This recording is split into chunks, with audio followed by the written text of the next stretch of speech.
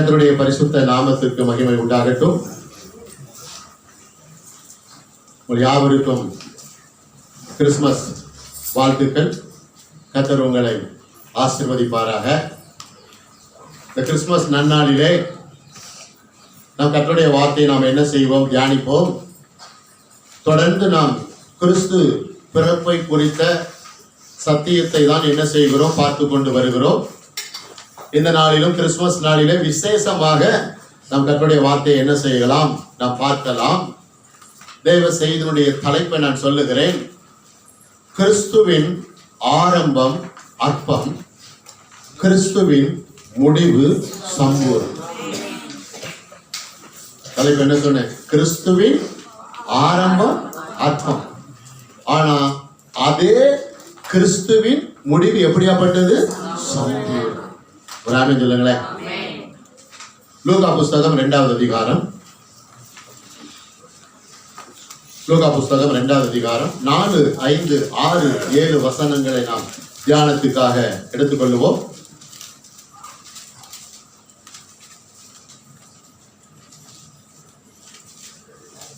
அதை பார்ப்பதற்கு முன்பாக இயேசு பிறந்த அந்த செய்தியை தேவ தூதர்கள் முதலாவது மெய்ப்பருக்கு என்ன செய்தார்கள்? அறிவித்தார்கள். பின்புதான் அது யாருக்கு தெரிவிக்கப்பட்டது? வான சாஸ்திரிகள். மெய்ப்பர்கள் குழந்தையாக பிறந்த இயேசுவை பார்க்கும் பொழுது, குழந்தையா இருந்த இயேசு மாட்டு தொழுவத்தினுடைய முன்னணியில என்ன செய்யப்பட்டிருந்தார்? கிடத்தப்பட்டிருந்தார். ஆனால் வான சாஸ்திரிகள் வந்து குழந்தையாக பிறந்திருக்கிற இயேசுவை காணும் பொழுது, அப்பொழுது இயேசு மாட்டு தொழுவத்தில் அல்ல, அவர் எங்க இருந்தாரா? வீட்டுக்குள்ளே இருந்தார். நல்லா படிங்க போட்டு கவனிங்க. அப்பொழுது யோசேப்பு தான் தாவீதின் வம்சத்தானும் குடும்பத்தானுமாய் இருந்தபடியினாலே தனக்கு மனைவியாக நியமிக்கப்பட்டு கர்ப்பவதியான மரியாளுடனே குடிமதிப்பு எழுதப்படும்படி கலிலியா நாட்டில் உள்ள நாசரேத்தூரில் இருந்து யூதயா நாட்டில் உள்ள பெத்லகேம் என்னும் தாவீதின் ஊருக்கு போனார். அவ்விடத்திலே அவர்கள் இருக்கையில் அவளுக்கு பிரசவ காலம் நேரிட்டது. அவள் தன் முதல் பேரான குமாரனை பெற்று சத்திரத்தில் அவளுக்கு இடமில்லாதிருந்தபடியினால் பிள்ளையை துணிகளில் சுற்றி முன்னணியிலே கிடத்தினாள். சத்திரத்தில இடம் இல்லாததினால் பாருங்க, அந்நாட்கள்ல குடிமதிப்பு எழுத வேண்டிய ஒரு கட்டாயம். ஆனால் குடிமதிப்பு எழுவதற்கு யோசேப்பு மட்டும் போனால் போதும். ஒரு குடும்பத்தில் ஒரு நபர், இந்த ரோம சட்டத்தின்படி ஒரு குடும்பத்துக்கு ஒரு நபர் கடந்து போனால் போதும். ஆனால் யோசேப்பு போகும் பொழுது தன்னுடனே யாரை அழைத்து கொண்டு போகிறான்? மரியாள். சற்று கவனிக்க வேண்டும். இதை நாம் யதார்த்தமாக கவனித்தோம் என்றால், அதை யோசித்தோம் என்றால், மரியாள் இப்ப எப்படி இருக்கிறாள்? கர்ப்பவதியா இருக்கிறாள். இப்ப நேச்சரா பாருங்க, கர்ப்பிணியா இருக்கிற பெண்ணை சும்மா தேவையில்லாம அங்கங்க அலக்கழிப்பாங்களா? அலக்கழிக்க மாட்டாங்க. ஆனால் யோசேப்போடு மரியாளும் என்ன செய்கிறாள்? போகிறாள். ஏனென்றால் இதுதான் தேவனுடைய திட்டம். இப்பொழுது யோசேப்பு மரியாளும் இருக்கிற பட்டணத்திலே இயேசு பிறக்க கூடாது. பெத்லகேமில் தான் என்ன செய்ய வேண்டும்? பிறக்க வேண்டும். இதுதான் தீர்க்க தரிசனம், இதுதான் சத்தியம். ஆகையால் குடிமதிப்பு எழுவதற்கு யோசேப்பு போகிறான். அவனோடு கர்ப்பவதியாயிருக்கிற மரியாளும் என்ன செய்கிறாள்? கூட என்ன செய்கிறாள்? போகிறாள். கூட என்ன செய்கிறாள்? போகிறாள். சத்திரத்திலே இடம் இல்லாததினால், ஒருவேளை இவங்களுக்கு சத்திரத்துல இடம் கிடைக்காதனால இவங்க வசதி கம்மியானவங்க இல்ல ரொம்ப ஏழ்மை நிலைமையில இருக்கிறவங்க அப்படின்னு நினைச்சிடாதீங்க. ஏன் அன்னைக்கு சத்திரத்துல இவங்களுக்கு இடம் இல்லாமல் போயிடுச்சு? கவனிங்க, தேசம் முழுவதும் இப்ப என்ன எழுதிட்டு இருக்காங்க? குடிமதி. அவங்க சொந்த பட்டணத்துல போய் என்ன எழுதணும்? குடிமதி. அப்ப இந்த பெத்லகேம் பட்டணத்துல யோசேப்பு மரியாதை போல அநேகர் இப்ப என்ன எழுத வந்திருக்கிறாங்க? குடிமதிப்பை எழுத வந்திருக்கிறதுனால ஒரே நேரத்தில் ஒரே காலகட்டத்தில் அந்த பெத்லகேம் பட்டணத்தில் மிகுதியான ஜனங்கள் வந்ததுனாலே அவர்கள் இவர்களுக்கு முன்பாகவே சத்திரத்தில் என்ன பிடித்து விட்டார்கள்? இடம் பிடித்து விட்டார்கள். பேச எத்தனை பேருக்கு புரியுது? நான் யோசிச்சேன், ஏன் இவங்களால போய் சத்திரத்துல ஏன் இடம் பிடிக்க முடியலன்னு யோசிச்சு பார்க்கும்போது எனக்கு ஒரு சத்தியம் விளங்கினது. மரியாள் இப்பொழுது எப்படி இருக்கிறா? நிறை மாத கர்ப்பிணி. அதனால வேகமாலாம் என்ன செய்ய முடியாது, அழைத்து கொண்டு போக முடியாது. அப்படிதானே? துரிதமாக மரியாளை யோசேப்பினால் அழைத்து கொண்டு போக முடியாது. ஏனென்றால் மரியாளோ நிறை மாத கர்ப்பிணியா இருக்கிறாள். கால தாமதமாகிறது, நேரமாகிறது. இவர்கள் போவதற்கு முன்பாக சத்திரத்தில் இடம் இல்லாமல் போய்விட்டது. சத்திரத்தில் அநேகர் என்ன செய்து விட்டார்கள்? ஆமா, உள்ள போயாச்சு. அதனாலதான் யோசேப்புக்கும் மரியாளுக்கும் இப்ப சத்திரத்துல என்ன கிடைக்கல? இடம் கிடைக்காதனாலே அதே வேளையில அவளுக்கு ஆமா பிரசவ வலி உண்டானதினா அவங்க நினைச்சிருப்பாங்க வேற வழி இல்ல, இப்ப என்ன எங்க போவோம்? அந்த மாட்டு தொழுவத்துக்கு போவோம். ஆனால் இவர்களை பின்பாக இருந்து இயக்கியது, யோசேப்பையும் மரியாளையும் பின்பாக இருந்து இயக்கியது யாரு? பிதாவாகிய சொல்ல போறீங்க. அப்ப அந்த மாட்டு தொழுவத்துக்கு போகிற ஒரு சூழ்நிலையை யாரு உருவாக்கி இருக்கிறா? தேவனை. நீ நல்லா விளங்கிக்கோங்க. ஏன் இப்ப யோசேப்பு மரியாளும் இருக்கிற அந்த ஊர்ல மரியாள் குழந்தைய பெற்றெடுத்து பின்பாக இவங்க பெத்லகேம் போக கூடாதா? கேள்வி வருதுல. ஏனென்றால் இதுதான் தேவனுடைய திட்டம். ஏனென்றால் இதுதான் தேவனுடைய நோக்கம். ஏனென்றால் இதுதான் தேவனுடைய தரிசனம். ஏனென்றால் பெத்லகேம் அந்த ஊரில மாட்டு தொழுவத்திலே தான் இயேசு என்ன செய்ய வேண்டும்? பிறக்க வேண்டும். ஏன் தெரியுமா? அந்த இடத்துல ஆமா அப்படியே பாருங்க, யார் சொல்றது? முற்பிதா ஆபிரகாம் அவருடைய குமாரன் ஈசாக்கை என்ன செய்தான்? பலியிட்டார்.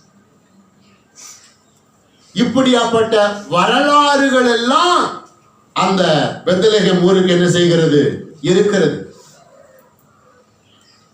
ஆகையால் இப்போ தேவன் யோசேப்பையும் மரியாளையும் எங்கே நகர்த்துகிறார்? பெத்லகேமை நோக்கி, அதுவும் மாட்டு தொழுவத்தை நோக்கி. மாட்டு தொழுவத்தை நோக்கி இதை பேசும்போது இன்னொரு காரியம். இன்னைக்கு நம்ம என்ன கொண்டாடுறோம்? பேசுங்க. என்ன கொண்டாடுறோம்? பின்னாடி சொல்லுங்க. இன்னைக்கு என்ன கொண்டாடுறோம்? கிறிஸ்துமஸ் கொண்டாடுறோம். சரி, அடுத்த வாரம் வியாழக்கிழமை ஏன்? அடுத்த வாரம் வியாழக்கிழமை என்ன கொண்டாடுறோம்? நியூ இயர் கொண்டாடுறோம். எதனால கொண்டாடுறோம்? குழந்தையாக பிறந்த இயேசுவுக்கு எத்தனாவது நாளில் விருத்த சேதனம் பண்ணப்பட்டவே? எத்தனாவது நாள்? எத்தனை புரியுது? அப்ப இன்னைக்கு இயேசு பிறந்திருக்கிறாருன்னா, இன்னைக்கு வியாழக்கிழமை, இன்னைக்கு பிறந்திருக்கிறாருன்னா அடுத்த வாரம் வியாழக்கிழமை அவருக்கு என்ன செய்யப்படுது? விருத்த சேதனம் பண்ணப்படுது. அன்னைக்குதான் பாருங்க, முதல் நூற்றாண்டு 1ஆம் தேதி உலக சரித்திரத்தை இரண்டாக பிளந்தவர் ஆண்டவராகி இயேசு கிறிஸ்து மட்டும்தான். எத்தனை அமைச்சல போறீங்க? சில பேர் இது நம்ம தேசத்துல மாத்துறதுக்கு என்ன பண்ணாங்க, முயற்சி பண்ணாங்க. ஒரு நாள் என்ன செய்யாது, முடியவே முடியாது. கிமு அப்புறம் கிபி, கிமு கிபி. நல்லா கவனிங்க. லூக்கா புஸ்தகம் 2வது அதிகாரம் 7வது வசனம். அவள் தன் முதல் பேரான குமாரனை பெற்று சத்திரத்திலே அவர்களுக்கு இடமில்லாதபடியினால் பிள்ளையை துணிகளிலே சுற்றி முன்னணியிலே கிடத்தினார்கள். அப்படியே 21வது வசனத்துக்கு வந்துருங்க வேகமா.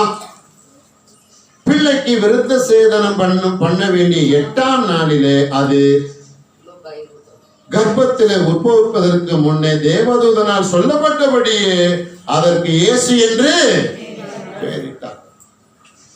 அப்ப எத்தனாவது நாள் விருத்த சேதனம்? 8வது நாள். அப்ப லூக்கா 2:7வது வசனம் கிறிஸ்துமஸ். லூக்கா 2வது அதிகாரம் 21வது வசனம் என்னது? புது வருடம்.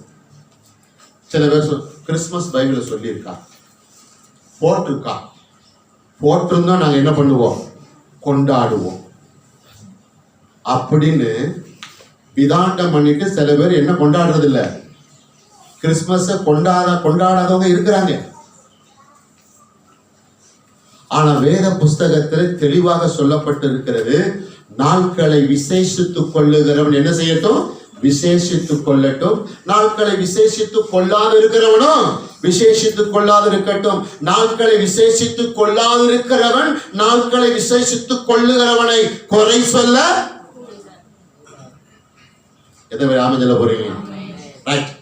இப்ப பாருங்க 7வது வசனம். அவள் தன் முதல் பேரான குமாரனை பெற்று சத்திரத்திலே அவளுக்கு இடமில்லாதபடியினால் பிள்ளையை துணிகளிலே சுற்றி முன்னணியிலே கிடத்தினாள். மாட்டு தொழுவத்துல முன்னாடி பாருங்க குழந்தைய வச்சுட்டு அப்படியே வெயிட் பண்றாங்க. ஏன்னா மெய்ப்பர்கள் வரணும். யார் வரணும்? மெய்ப்பர்கள். நன்றாக கவனியுங்கள். ராஜாதி ராஜா, அகில லோகத்தையும் படைத்தவர், அண்ட சராசரத்தையும் படைத்தவர், ஆமா அகிலத்தையும் ஆளுகை செய்கிறவர், எல்லாவற்றையோட கட்டுப்பாட்டில் இருந்து இயக்குகிறவர், இயற்கையெல்லாம் கட்டுப்படுத்துகிறவர் இப்ப எங்க வந்து பிறந்திருக்கிறாரு? எத்தனை பேர் பேச புரியுது? மாட்டு தொழுவம். தங்க பட்டணத்திலே உலாவி கொண்டிருந்தவர் இப்ப எங்க வந்து பிறந்திருக்கிறாரு? மாட்டு தொழுவத்துல. மாட்டு தொழுவத்துல இயேசு பிறந்தது அற்பமா அற்பம் இல்லையா? சொல்லுங்க. இயேசுடைய பிறப்பு என்னது? அற்பம்தான். ஏன் தெரியுமா? அற்பமா இருக்கிற உங்க வாழ்க்கை என்ன செய்யணும்? மாத்த. எத்தனை பேர் ஆமென் போறீங்க? நான் பேச எத்தனை பேர் புரியுது? எத்தனை பேர் விசுவாசிங்க? அற்பமா இருந்த என் வாழ்க்கைய இயேசு என்ன பண்ணிருக்கிறாரு? அற்பமா பிறந்து என்ன பண்ணிட்டாரு? மாத்திட்டாரு. அதனால உங்களை நீங்க அற்பமா என்ன செய்யாதீங்க, நினைக்காதீங்க. ஒருவேளை மற்றவங்க உங்களை அற்பமா நினைக்கிறாங்கன்னா அதை குறிச்சு நீங்க கவலைப்படாதீங்க. ஏனென்றால் உங்களை அற்பமான நிலைமையிலிருந்து, தாழ்வான நிலையிலிருந்து உங்களை தூக்கும்படியதான் ஆண்டவராகிய இயேசு கிறிஸ்து அவர் மாட்டு தொழுவத்திலே பிறந்தார். ஒரு ஆமென் சொல்லுவோமா? அற்பமான இடத்திலே பிறந்தார். இயேசு பிறந்தது அற்பம் அல்ல, இயேசு பிறந்த இடம் எப்படியாப்பட்ட இடம்? அற்பமான இடம். இன்னைக்கு பாருங்க, நீங்களும் நானும் அந்த இடத்துல இல்ல. எத்தனை பேர் ஆமென் சொல்ல போறீங்க? எத்தனை பேர் நல்லா இருக்கிறீங்க? நல்லா இருக்குங்க. ஐயோட்டு ஒரு ஆமென் சொல்லுங்க இல்லையா? ஆமா. அதனாலதான் தலைப்பு எப்படி கொடுத்திருக்கோம்? கிறிஸ்துவின் ஆரம்பம் என்னது? அற்பம். கிறிஸ்துவின் முடிவு என்னது? சம்பூரணம். இயேசு கிறிஸ்து மாட்டு தொழுவம் என்ற ஒரு அற்பமான இடத்துல பிறந்திருக்கலாம். யாராவது மாட்டு தொழுவத்தை லைக் பண்ணுவீங்களா? மாட்டு தொழுவம் பக்கம் போவீங்களா? சொல்லுங்க, யாரும் போவீங்களா? அங்க என்ன இருக்கும்? துர்நாற்றம் இல்லையா? ஒருவேளை மாட்டு தொழுவம் பக்கம் போனாலும் என்ன பிடிச்சு போவாங்க? இந்த மாட்டு தொழுவத்துல போய் பழகாதவங்க ஒருவேளை மாட்டு தொழுவத்தை கிராஸ் பண்ணும் பொழுது, இல்ல ஒரு வேளை மாட்டு தொழுவத்துக்குள்ள போக வேண்டிய ஒரு சூழ்நிலை வரும்போது என்ன படிப்பாங்க சொல்லுங்க? எதை படிப்பாங்க? மூக்க படிச்சுக்குவாங்க. ஆனா இயேசு இப்ப எங்க பறக்கிறாரு? மாட்டு தொழுவத்திலே பறக்கிறார்.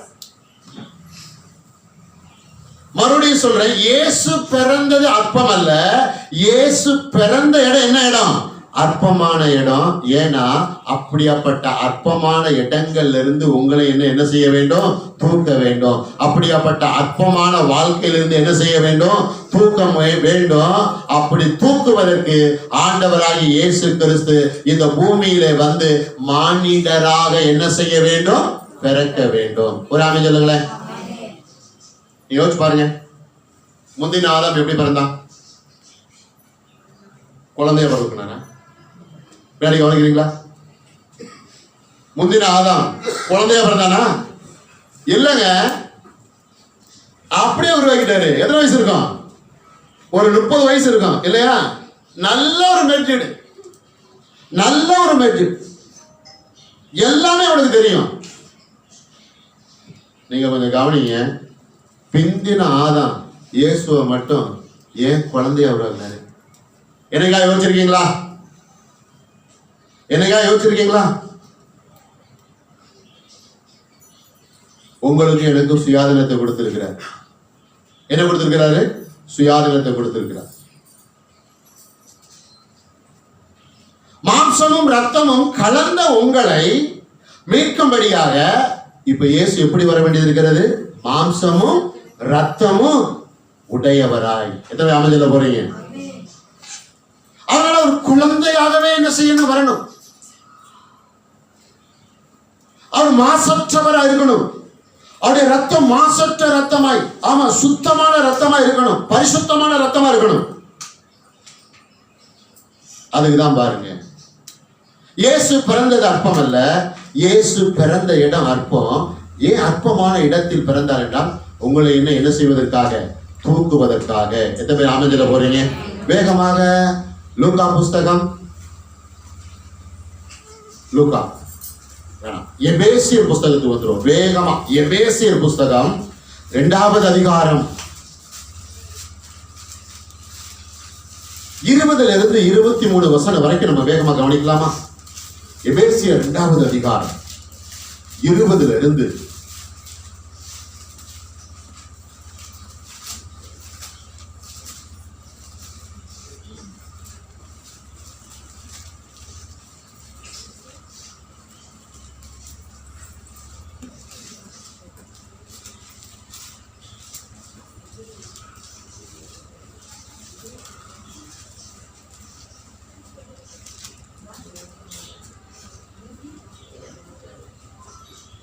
கொஞ்சம் வசனம் தவறா சொல்லிட்டேன். எபேசியர் புஸ்தகம் 2வது அதிகாரம் 7வது வசனத்தை எடுத்துக்கணும். வேகமா வேகமா சீக்கிரமா யாராவது வாசிங்க. எபேசியர் 2வது அதிகாரம் 7வது வசனம். கிறிஸ்து இயேசுவுக்குள் நம்மை அவரோடு கூட எழுப்பி உன்னதங்களிலே அவரோடே கூட உட்காரவும் செய்தார். கிறிஸ்து இயேசுவுக்குள் நம்மை அவரோடு கூட எழுப்பி உன்னதங்களிலே அவரோடு கூட என்ன செய்தார்? உட்காரவும் செய்தார். இப்ப மாட்டு தொழுவத்துல பிறந்த நிலைமையிலே இப்ப இயேசு என்ன செய்யல? இருக்கல. எதுவும் அமைஞ்சல போறீங்க? நமக்கு ஒரு பாலகன் பிறந்தார், நமக்கு ஒரு குமாரன் கொடுக்கப்பட்டார். சில பேருக்கு அந்த பாலகன் ரொம்ப பிடிச்சிருச்சு போல. பாலகன் வார்த்தை ரொம்ப பிடிச்சதுனால அவங்களால பாலகன் அந்த இடத்தை விட்டு என்ன செய்ய முடியல, தாண்டி வரவே. பாவம், பைபிள்ல எழுதி இருக்கிறது அவங்களுக்கு இன்னும் தெரியாம போயிருச்சு போல. பாலகன் பிறந்தது உண்மைதான்.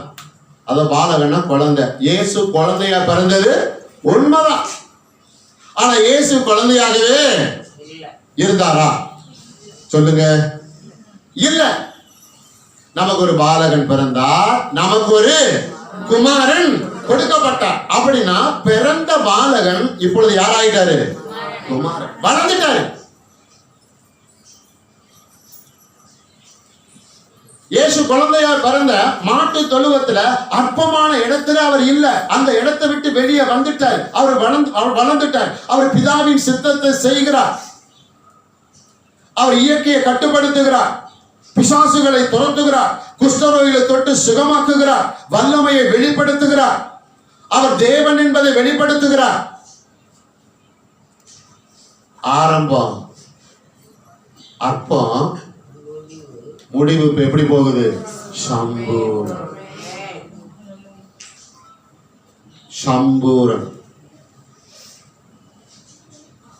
பல அதிசயங்களை செய்கிறார். பல அற்புதங்களை செய்கிறார்.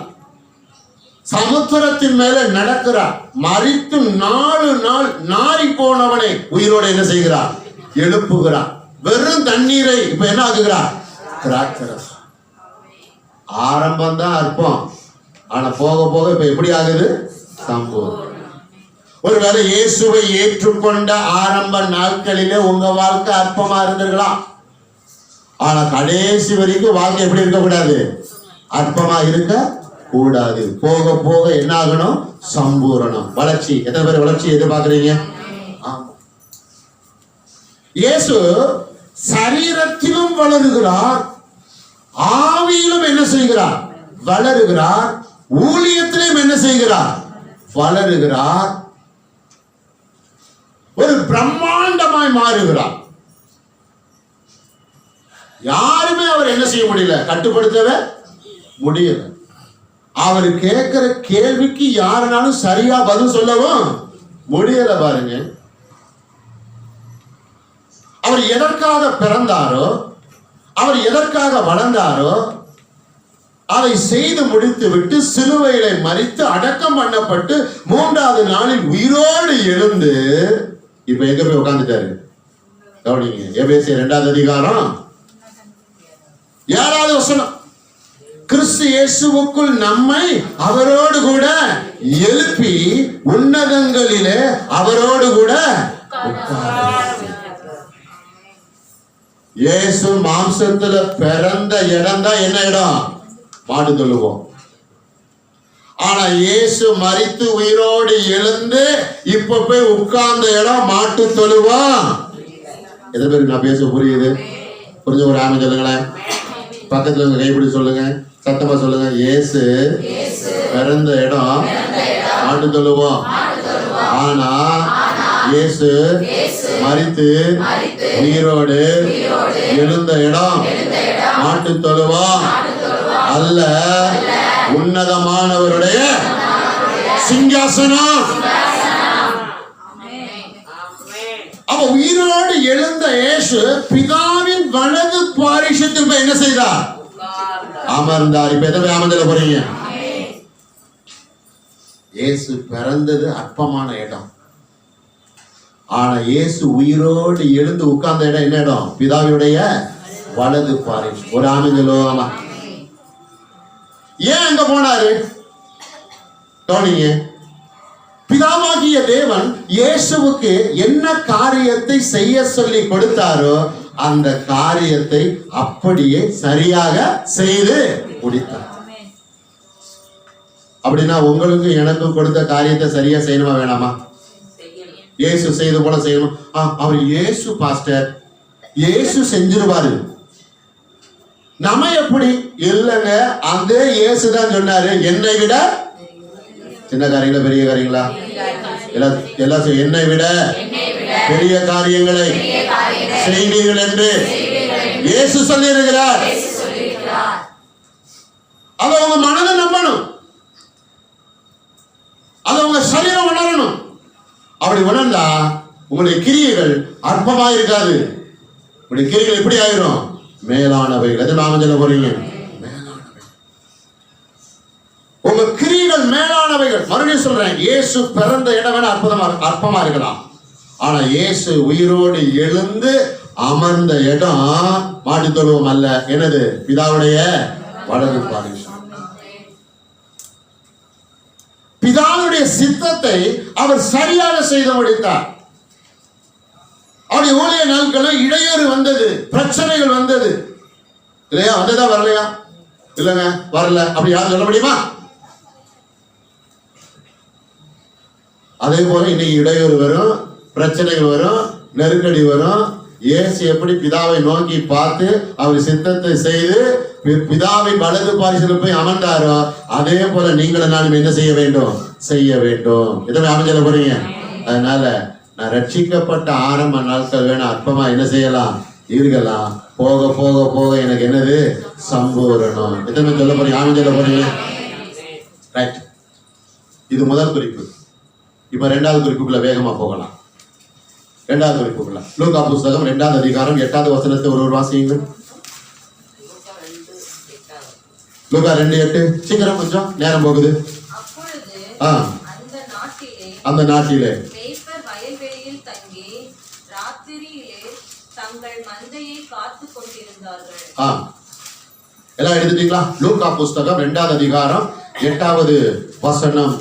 அப்பொழுது அந்த நாட்டிலே மேய்ப்பர்கள் வயல்வெளியில் தங்கி ராத்திரியிலே தங்கள் மந்தையை காத்துக் கொண்டிருந்தார்கள். என்ன பாஸ்டர், இதுல என்ன இருக்கு? மேய்ப்பர்கள் மந்தையை என்ன செய்யறாங்க? காக்குறாங்க. ஹலோ, ஆடு மேய்க்கிற மேய்ப்பர்கள் மந்தையை என்ன செய்யறாங்க? ஆமா, காத்து கொண்டு இருக்கிறாங்க. துஷ்டம் மிருகம் வராதபடி ராத்திரி காக்குறாங்க. அவ்வளவுதானா? வேத சரித்திரத்தை நன்றாக தெரிந்து கொள்ளுங்கள். பழைய ஏற்பாடு நாட்களிலே இஸ்ரவேலர் பலியிடும்படியாக அவர்களுக்கு இந்த ஆடுகளை வளர்த்து கொடுக்கிறவர்கள் யார் தெரியுமா? இந்த மேய்ப்பர்கள். எத்தனை பேர் நான் பேச புரியுது? பலியிடுவதற்கு ஆடுகளை வளர்த்து, ஆமா, மந்தையிலே வளர்த்து அவர்களுக்கு கைப்பக்குவமாக வளர்த்து கொடுப்பது இந்த மேய்ப்பர்கள். ஆனால் இந்த மேய்ப்பர்கள் பலியிடுவதற்கு ஆடுகளை வளர்த்து கொடுக்க முடியுமோ தவிர தேவாலயத்துக்குள்ள என்ன செய்ய முடியாது? போக முடியாது. அப்படின்னா இவங்க புறமாக்கத்தாரா? இல்லை. இந்த மெய்ப்பர்களும் யாரு தான் தெரியுமா? யூதர்கள் தான். இந்த மெய்ப்பர்களும் யாரு தெரியுமா? இஸ்ரவேலர் தான். அப்படின்னா பாருங்க, பிரதான ஆசாரியன் அவன் தேவாலயத்துக்குள்ள போறான். அவனும் யூதன், இந்த மெய்ப்பனும் யூதன். ஆனா ஆசாரியன் உள்ள போக முடியுது, ஆனா மெய்ப்பன் என்ன செய்ய முடியல? தேவாலயத்துக்குள்ள போக முடியல. தேவாலயத்துக்குள்ள என்ன செய்ய முடியல? போக. இதான் பழைய ஏற்பாடு நிலைமை. பழைய ஏற்பாடு நிலைமை. 2025 வருடத்துக்கு முன்பாக ஒருவர் பிறந்தார். அவர் தான் யாரு? பிரதான மெய்ப்பன். எத்தனை அமைச்சல போறீங்க? இந்த மெய்ப்பர்கள் பலியிடுவதற்காக ஆடுகளை கொடுத்தார்கள். ஆனால் 2000 வருஷத்துக்கு முன்பாக பிறந்த பிரதான மெய்ப்பன் தன்னையே எப்படி கொடுத்தாரு? பலியாக கொடுத்தார். இப்ப எத்தனை பேர் அமைச்சல போறீங்க? தன்னையே பலியாக கொடுத்துட்டார்.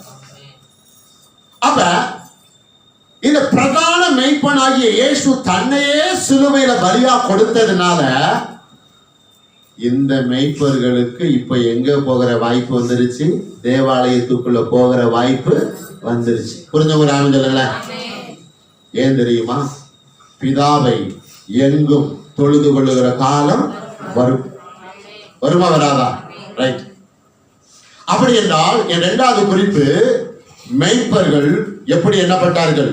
அற்பமாக எண்ணப்பட்டார்கள். இதான் பழைய ஏற்பாடு புஸ்தகத்தில் இருக்கிற மெய்ப்பர்களுடைய நிலைமை. பழைய ஏற்பாடு நாட்களிலே மெய்ப்பர்கள் பலியிடுவதற்கு ஆடை வளர்த்து கொடுக்கலாம். ஆனா ஆலயத்துக்குள்ள போக முடியாது, விடமாட்டாங்க. அற்பமாக அவர்களை எண்ணி இருந்தார்கள், அற்பமாக அவர்களை ஒதுக்கி வைத்திருந்தார்கள். பின் நாட்களில் ஒரு மெய்ப்பர் வந்தார். இப்பொழுது சரித்திரத்தை என்ன செய்கிறார்? தலைகீழாக மாற்றிவிட்டார். இப்ப சொல்லுங்க, இப்ப புதிய ஏற்பாடு நாட்கள்ல மெய்ப்பர்கள் அற்பமா உயர்வா? சொல்லுங்க சொல்லுங்க. நான் சொல்றேன், நான் மட்டும் மெய்ப்பன் கிடையாது, நாம் எல்லோரும் யாரு? மெய்ப்பர்கள். புரிஞ்ச ஒரு ஆமென் சொல்லுங்களேன். ஆமா, எல்லாரும் சொல்லுங்க, நாம் எல்லோரும் மேய்ப்பர்கள். நாம் எல்லோரும் மேய்ப்பர்கள். ஏன்னா புதிய ஏற்பாடு நாட்கள்ல நாங்க மட்டும் ஆசாரியர்கள் அல்ல, இயேசுவை ஏற்றுக்கொண்ட ஒவ்வொரு பிள்ளைகளும் யாரு? ஆசாரியர்கள். ஒரு ஆமென் சொல்லுங்களேன். ஆசாரியர்கள். இப்ப தேவாலயத்துக்குள்ள பிரதான ஆசாரியர் மட்டுமல்ல, இப்ப தேவாலயமே, தேவாலயத்துக்குள்ள இருந்த தேவனே இப்ப எங்க வந்துட்டாரு? உங்களுக்குள்ள எனக்குள்ள வந்துட்டாரு. அதனால நீங்கள் நானும் இப்ப அற்பமான மேய்ப்பர்கள் அல்ல. எப்படியாப்பட்ட மேய்ப்பர்கள்? விசேஷமான மேய்ப்பர்கள். எப்படி சேர்ந்து எல்லாம் சொல்லுங்க, நான் விசேஷமான மேய்ப்பன். நாங்கள் விசேஷமான மேய்ப்பர்கள்.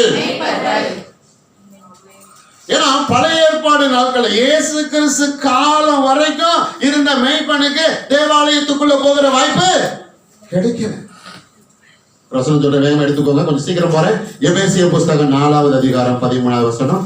புதிய ஏற்பாடு நாட்களில் மேய்ப்பனுக்கு இருக்கிற உயர்வு, மேன்மை, முக்கியத்துவம், கணம்.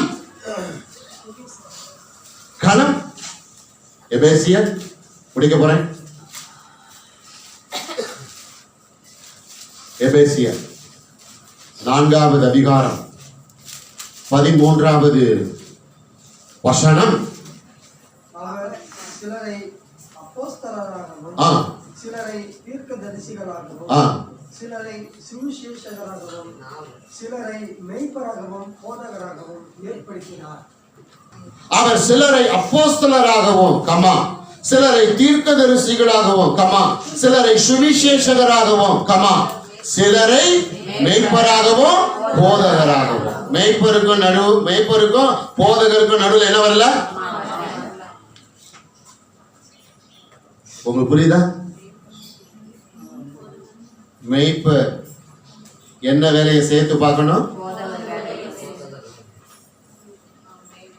இந்த வாய்ப்பு அப்போஸ்தலருக்கு கிடையாது, தீர்க்கதரிசிக்கு கிடையாது, சுவிசேஷகருக்கு கிடையாது.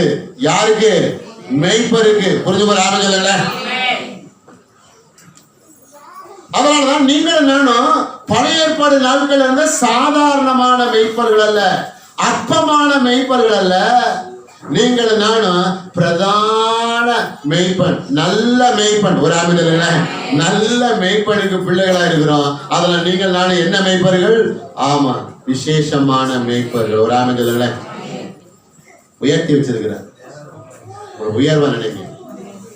நீங்க செய்யற காரியங்களை உயர்வா நினைங்க. உங்கள் இருதயத்தின் எண்ணங்கள் உயர்வாகட்டும். உங்கள் மனதின் எண்ணங்கள் எப்படி ஆகட்டும்?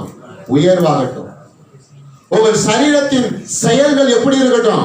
உயர்வா இருக்கட்டும். உயர்வா இருக்கட்டும். சரீரத்தின் செயல்கள் தரமா இருக்கட்டும். உலக ஜனங்களை போல் இல்லாமல். புரியுதா உங்களுக்கு? அதனால என்ன தலைப்புல பார்த்துட்டு இருக்கோம்? நம்ம இப்ப எத்தனாவது குறிப்பு போயிட்டு இருக்கிறோம்? ஆமா, கிறிஸ்துவின் ஆரம்பம் என்னது? கிறிஸ்துவின் முடிவு சம்பூரணம். ஒரு ஆமென் சொல்லுங்களேன். ஆமா, மாட்டுக்கொட்டையில பிறந்த பிதாவின் சித்தத்தை பிசகாமல் அப்படியே 100% செய்து முடித்தார். இப்ப எங்க போய் உட்கார்ந்துட்டாரு? உன்னதங்கள்ல போய். சரிங்க, இந்த பூமி வாழ்க்கையை முடிச்சுட்டு நீங்கள் நான் எங்க போகணும்? இயேசு எதுக்கு பிறகு? அதுக்கு சேர்த்துதாங்க பிறந்தாரு. பாவத்தை மட்டும் மன்னிக்க இயேசு என்ன செய்யல? பிறக்கல. ஆமா, இழந்து போன ஆசீர்வாதத்தை மீண்டும் கொடுக்கவும் வந்தார். அதுக்கும் பிறந்தார். உங்களை நித்தியத்துக்கு ஆமா தகுதி ஆக்குவதற்காக என்ன செய்தார்? வந்தார். அதனாலதான் நீ ஆயத்தப்படு, மற்றவங்களை என்ன செய்ய? ஆயத்தப்படு. நீ ஆயத்தப்படு. உன் வீட்டுல இருக்கிற ஒவ்வொருத்தரையும் ஆயத்தப்படுத்து.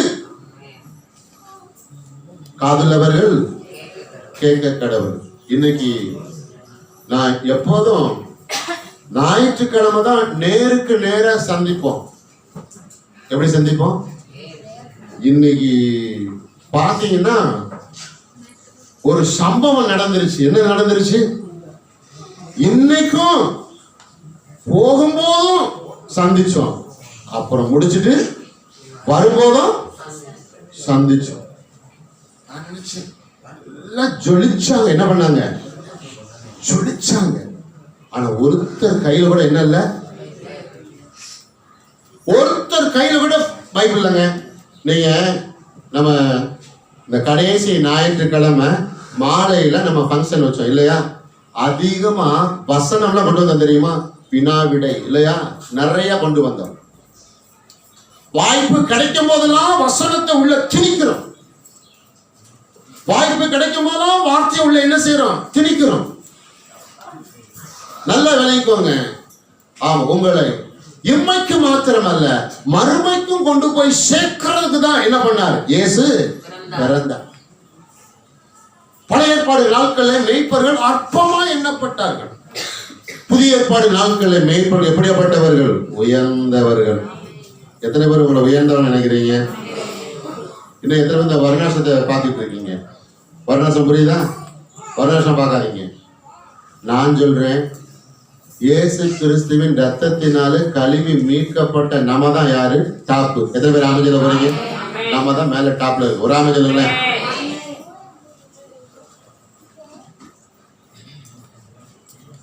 அதனாலதான் புதிய ஏற்பாடு நாட்களில் கர்த்தர் மேய்ப்பரை என்ன செய்கிறார்? உயர்த்தி வைக்கிறார். ஏன்னா மேய்ப்பன் தான் மந்தையை என்ன செய்கிறான்? பராமரிக்கிறான். மேய்ப்பன் தான் மந்தையை கண்காணிக்கிறான். மேய்ப்பன் தான் மந்தைக்கு ஆகாரம் கொடுக்கிறான். மேய்ப்பன் தான் ஆடுகளுக்கு ஆகாரம் கொடுக்கிறான், தண்ணீர் கொடுக்கிறான், அரவணைக்கிறான், பாதுகாக்கிறான். புரியுதா உங்களுக்கு? வேகமாக கர்த்தருக்கு ஸ்தோத்திரம். கடைசி 3வது குறிப்பு, வேகமா யோபு புஸ்தகம் 8வது அதிகாரம் 7வது வசனத்தை எடுத்துக்கொள்வோமா? வேகமா எடுத்துக்கோங்க. யோபு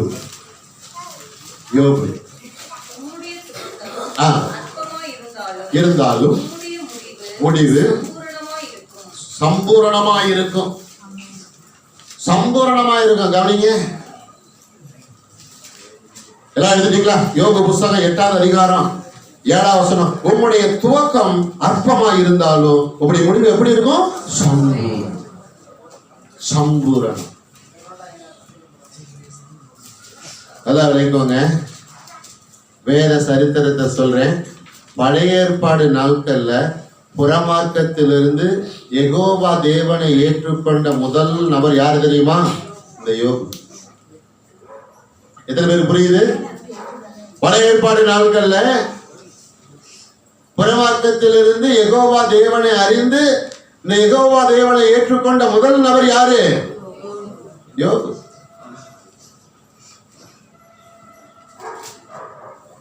ஆபிரகாமுடைய நாட்களிலே வாழ்ந்தவன்.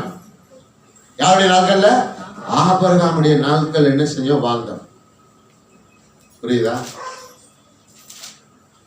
அப்ப அவருடைய நண்பர்கள் அவனை பார்த்து சொல்றாங்க, உம்முடைய துவக்கம் அற்பமா இருந்தாலும் உம்முடைய முடிவு எப்படி இருக்கும்? சம்பூரணம். அப்படி நம்ம பார்க்கிறோம். ஆனா இது யாரை குறித்த தீர்க்க தரிசனமான வசனம் தெரியுமா? ஆண்டவராகிய இயேசுவை குறித்து. எத்தனை ஆமென் போறீங்க?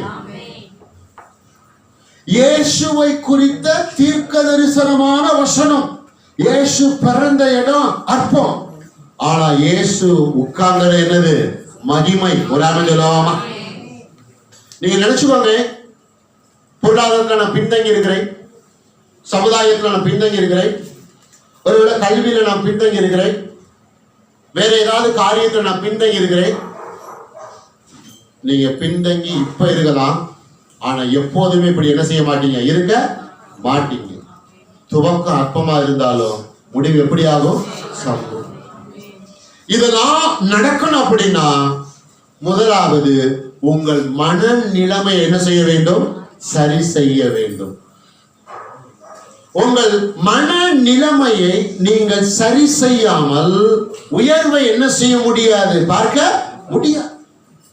உங்கள் மனநிலைமையை சரி செய்ய முடியாமல் நீங்கள் பெரிய வளர்ச்சி என்ன செய்ய முடியாது? பார்க்க முடியாது. அதனாலதான் பாருங்க, உங்கள் மனம் புதிதாகிறதுனாலே நீங்கள் என்ன ஆகுங்கள்? மறுரூபமாகும். ஆமஜன போறீங்க. உங்கள் மனம் புதிதாக என்ன ஆகணும்? மறுரூபம்.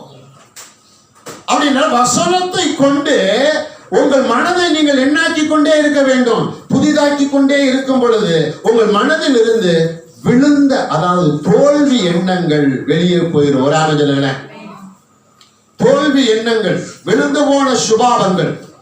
இன்னும் சில பேர்களை பார்க்கிறோம், விழுந்து போன சுபாவங்கள் உள்ள இருக்கு. உலக ஜனங்கள் எப்படி சிந்திக்கிறாங்க, எப்படி பேசுறாங்க, எப்படி யோசிக்கிறாங்க, அப்படியே.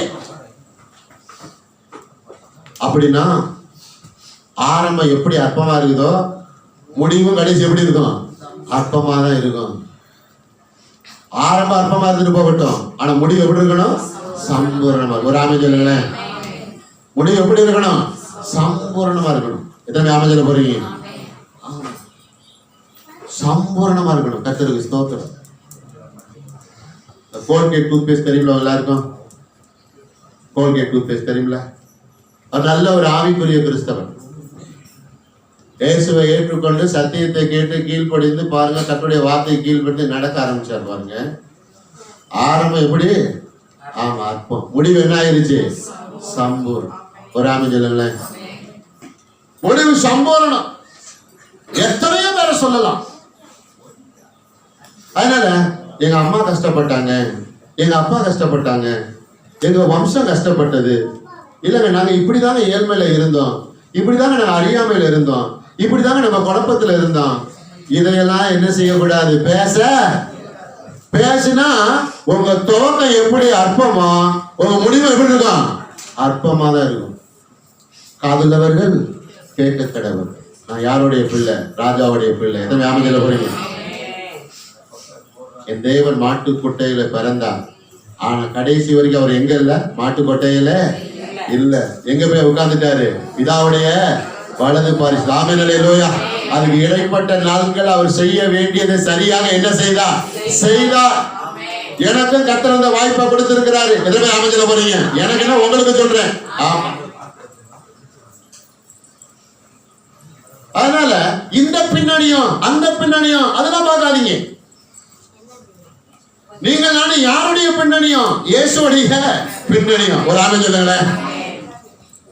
அதை பார்க்கணும். இயேசு உங்களுக்கும் எனக்கு யாரா இருக்கிறாரு? அவர் ஒரு முன்மாதிரியா என்ன செய்கிறார்? இருக்கிறார். கர்த்தருக்கு பிரியமான தேவ ஜனமே, இயேசு பிறந்து அவர் வளர்ந்து நீங்கள் நானும் எப்படி வாழ வேண்டும் என்று அவர் வாழ்ந்து காட்டி என்ன செய்து விட்டார்? முடித்து போய்விட்டார். இன்னைக்கு அதை ஃபாலோ பண்ணணும். இதை போய் ஃபாலோ பண்ண போறீங்க. எனக்கு அவங்க ரோல் மாடல், எனக்கு இவங்க ரோல் மாடல், எனக்கு அந்த நடிகர் ரோல் மாடல், எனக்கு இந்த நடிகர் ரோல் மாடல், எனக்கு எங்க பெரியப்பா ரோல் மாடல், எனக்கு எங்க சித்தி ரோல் மாடல் இல்லங்க. உங்களுக்கு எனக்கும் ஒரே ரோல் மாடல், ஆண்டவராகிய இயேசு. அந்த இயேசு பிறந்த இடம் மாட்டு கொட்டக அற்பம். ஆனா அவர் உயர்ந்த இடம் என்னது? பிதாவுடைய வலது பாரிசு. எத்தனை பேர் வாழ்க்கையில முன்னேற விரும்புறீங்க? முன்னேற விரும்புறீங்களா? இயேசுவை போல சிந்திங்க, இயேசுவை போல யோசிங்க, இயேசுவை போல எண்ணுங்க. எண்ணங்கள் அப்படி மாறட்டும், அப்படி மாறட்டும். கர்த்தருக்கு பிரியமான தேவ ஜனமே, அதனால உங்க துவக்கம் அற்பமா இருந்தாலும் உங்க முடிவு என்ன ஆயிரும்? சம்பூர்ணமாயிரும். ஒரு ஆமென் சொல்லுங்களேன். ஆமா. இயேசு பிறந்ததே எதுக்கு தெரியுமா? இயேசு பிறந்ததே எதுக்கு தெரியுமா? கல்வாரி சிலுவையில மரிப்பதற்கு. இயேசுடைய பிறப்பை குறித்து பேசுவோம் என்றால் இயேசுடைய மரணத்தை குறித்து கண்டிப்பா என்ன செய்ய வேண்டும்? பேசியே ஆக வேண்டும். அப்பதான் அது ஒரு பூரணமா போய் என்ன செய்யும்? முடியும். கடைசி ஒரு வசனத்தை நான் முடிச்சிடுறேன். ஆதியாகமம் புஸ்தகம் 3ஆம் அதிகாரம் 5வது வசனம். இங்கதான் பழைய ஏற்பாடு நாட்கள்ல தீர்க்க தரிசனமா இயேசுவை குறித்து சொல்லப்பட்டிருக்கு. எடுத்து வாசிங்க வேகமா.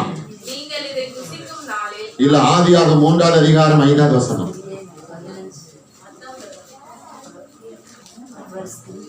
ஆதியாகமம்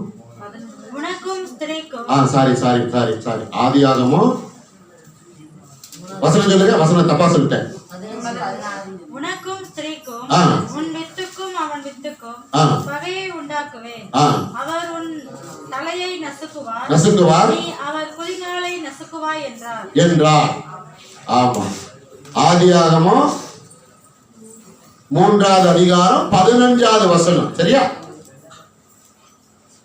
உனக்கும் ஸ்திரீக்கும் உன் வித்துக்கும் அவள் வித்துக்கும் பகை உண்டாக்குவேன், அவர் உன் தலையை நசுக்குவார், நீ அவர் குதிங்காலை நசுக்குவார். ஆண்டவராகிய இயேசு கிறிஸ்துவை குறித்த சிலுவையை குறித்த தீர்க்க தரிசனம். சிலுவையை குறித்த தீர்க்க தரிசனம். இத பிசாசு எப்படி எடுத்துக்கிட்டான்? உனக்கும் ஸ்திரீக்கும் உன் வித்துக்கும் அவள் வித்துக்கும் சொன்ன உடனே ஆதாம் ஏவாளுக்கு பிறந்த குழந்தை இருக்குல்ல, ஆதாம் ஏவாளுக்கு பிறந்தாங்களே, யாரு யார் பிறந்தா?